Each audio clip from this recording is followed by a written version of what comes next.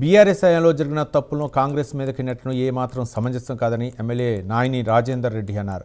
కేసీఆర్, కేటీఆర్ ప్రజలకు నిజాలు చెప్పలేని పరిస్థితిలో ఉన్నారన్నారు. దయచేసి దిగజారుడు రాజకీయాలను మానుకోవాలని సూచించారు.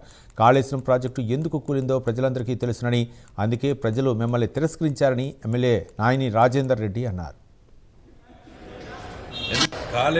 కాళేశ్వరంకు బాంబులు పెట్టి పేల్చినామని చెప్పి మీరు మాట్లాడుతున్నారే పరకాల్లా ప్రజలు అసహించుకుంటున్నారు.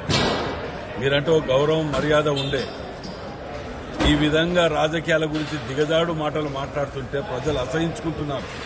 మాకు కూడా ఇవాళ మీ మీద ఒక ఒపీనియన్కి వచ్చినాం. ఎందుకంటే అధికారంలో బీఆర్ఎస్ ప్రభుత్వం ఉన్నప్పుడు వాళ్ళ హాయంలో అది జరిగిన సంఘటన, దానికి మేమేదో చేసినామని చెప్పి ఇలా మాట్లాడుతూ, గతంలో టీఆర్ఎస్ హాయంలో ప్రభుత్వం ఉన్నప్పుడు మీరు మాట్లాడిన మాటలు, వారికి వ్యతిరేకంగా మాట్లాడిన మాటలు ప్రజలు ఇంకా మర్చిపోలే.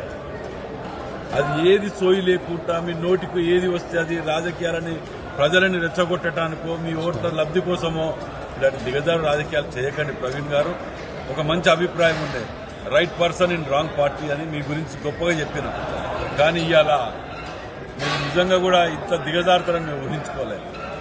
ప్రజలు నమ్మరండి. అది ఇలా ఎందుకు కూలింది, నాణ్యత లేక రీఎస్టిమేషన్లతోటి 1000 కోట్లు, లక్షల కోట్లు దుండుకొని తిని మీ యొక్క స్వార్థాల గురించి కూలగొట్టిండ్రు, కూలింది అనేది ప్రజలందరికీ